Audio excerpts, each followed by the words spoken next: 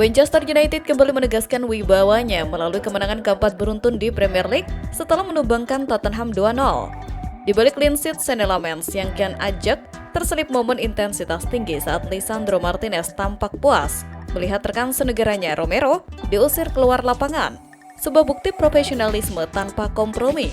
Bruno Fernandes sekali lagi memimpin dugaan teladan sebagai dirijen serangan, sementara Bryan Mbeumo membuktikan dirinya sebagai pembelian terbaik musim ini melalui gol pembukanya.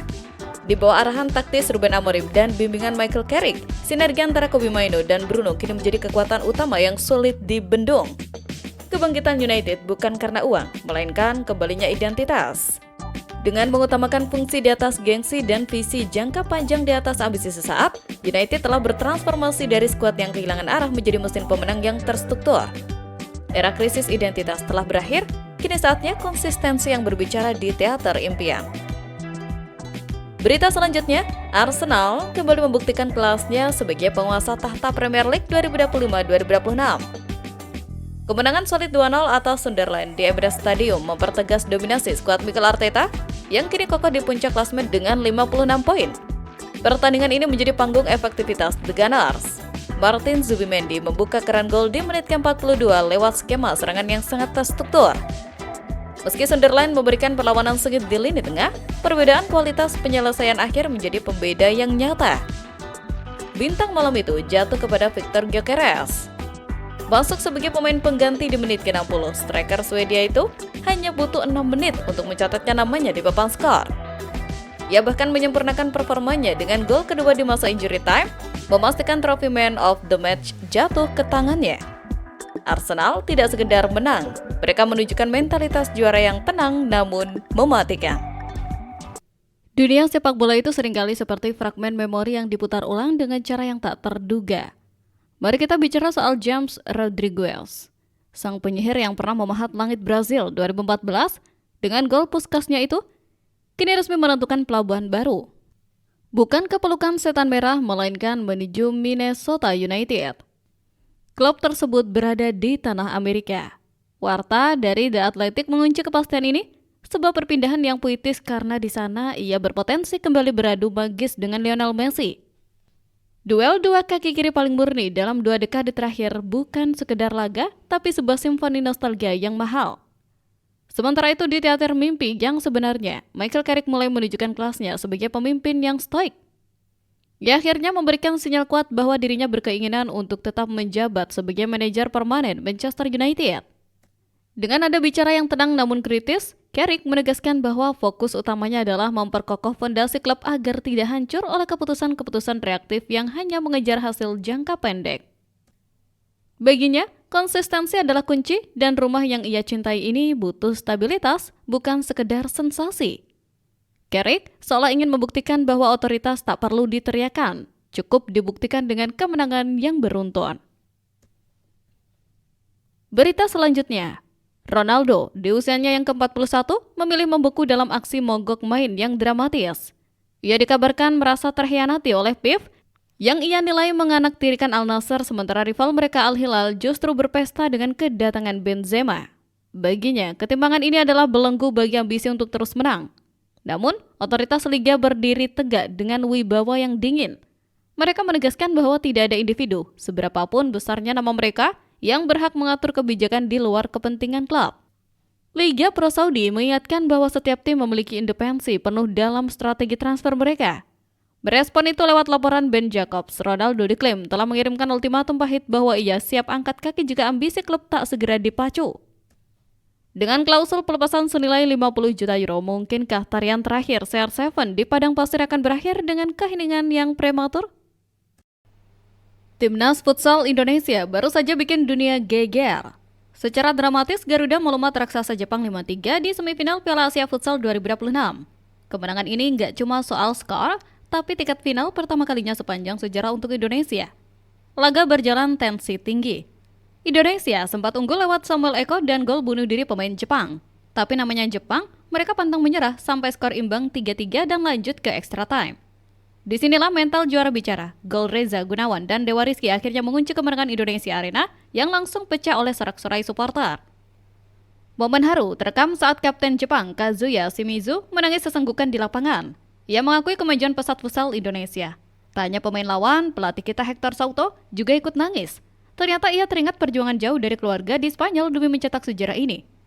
Selanjutnya, Indonesia bakal menantang Raja Futsal Asia, Iran, di partai final Sabtu besok. Liga Pro Saudi makin membara. Karim Benzema membuktikan kelasnya sebagai wak haji paling mematikan. Dalam laga debutnya bersama Al Hilal, Benzema langsung mencetak hat-trick saat melibas Al Oqdad 6-0. Gol Bekal cerdasnya jadi bukti kalau usia hanyalah angka. Tapi di balik pesta gol itu, ada drama yang menyengat. Kabarnya, pihak Cristiano Ronaldo sempat ngambek karena merasa Al Hilal lebih diistimewakan dalam urusan transfer pemain bintang. Ketegangan ini sempat bikin CR7 dikabarkan mangkir latihan sebagai bentuk protes. Kini tekanan pindah ke pundak Ronaldo. Sementara Benzema langsung jadi idola baru di Al Hilal, Ivan Toney dari Al Ahly juga makin gacor memimpin daftar top skor dengan 19 gol melampaui koleksi 17 gol milik Ronaldo. Persaingan Liga Arab Saudi sekarang bukan cuma soal uang, tapi adu gengsi para legenda. Siapa yang bakal jadi raja sesungguhnya di padang pasir? Manchester City baru saja memastikan tiket final Carabao Cup setelah tampil dominan di Etihad Stadium. Kemenangan ini mempertegas bahwa skuad Pep Guardiola tetap menjadi ancaman nyata. Kini, fokus mereka beralih ke London, di mana Arsenal sudah menunggu untuk duel perebutan trofi yang diprediksi bakal sangat sengit. City sukses menyingkirkan Newcastle dengan agregat telak 5-1. Keunggulan dibuka lewat aksi cepat Omar yang kemudian mencetak gol keduanya di menit ke-29, disusul gol Tijani Reinders sebelum turun minum. Meski Newcastle sempat membalas lewat Anthony Elanga di babak kedua, skor 3-1 memastikan langkah City ke partai puncak. Pep Guardiola menyatakan bahwa keberhasilan ini menjadi suntikan moral penting saat timnya sedang tertekan di Premier League. Pep menyebut konsistensi menembus 5 final dalam 10 tahun adalah pencapaian besar. Ia juga memberikan rasa hormatnya kepada Arsenal yang dianggapnya sebagai tim terbaik di Eropa saat ini. Laga ini terasa emosional bagi Pep karena trofi pertamanya di City diraih saat mengalahkan Arsenal pada 2018 silam. Selanjutnya, kabar mengejutkan datang dari Ronaldo yang dilaporkan ingin mengakhiri karirnya di Manchester United. Setelah situasi kurang kondusif di Arab Saudi, rumor kepulangan CR7 ke Old Trafford kembali hangat. Publik kini menanti apakah reuni jilid ketiga ini akan menjadi kenyataan sebagai tarian terakhir sang legenda. Laporan Give Me Sport menyebutkan Manchester United tengah bernegosiasi untuk memulangkan Ronaldo. Ketegangan di Al Nassr memuncak setelah Ronaldo absen melawan Al Riyadh yang menurut Fabrizio Romano bukan karena cedera, melainkan masalah internal.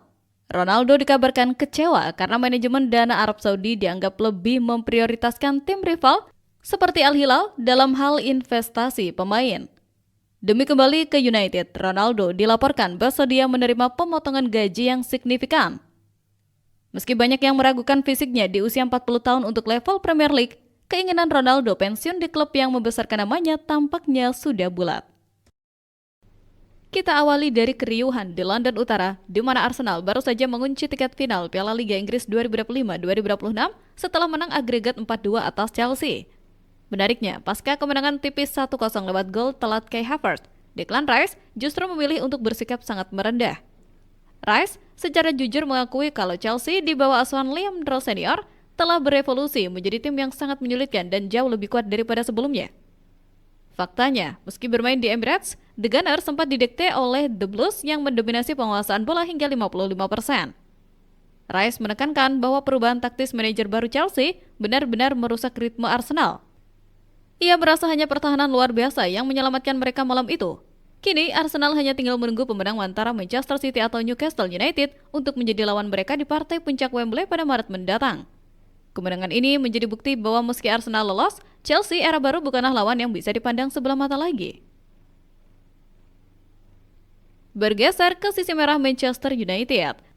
Setan Merah tampak sangat tenang tanpa pembelian permanen di bursa Januari kemarin demi menjaga stabilitas finansial. Namun, Michael Carrick melakukan pergerakan menarik di menit-menit akhir dengan memanggil pulang gelandang mudanya Jack Morehouse dari Leyton Orient. Banyak yang mengira ini tanda kegagalan adaptasi, namun jika dibedah secara teknis, keputusan ini justru sangat cerdas. Karakter Morehouse yang mengandalkan visi dan kontrol halus memang kurang cocok dengan kerasnya fisik di kasta bawah. Sebaliknya, atribut tersebut diprediksi akan bersinar dalam skema penguasaan bola milik Carrick di tim utama. Pasca kepergian Casemiro, Morehouse bisa menjadi kartu as tersembunyi untuk melapis Manuel Ugarte atau Kobbie Mainoo. Di tangan maestro seperti Carrick, langkah senyap memulangkan Morehouse bisa jadi merupakan investasi paling logis bagi United untuk menjaga kedalaman skuad hingga akhir musim.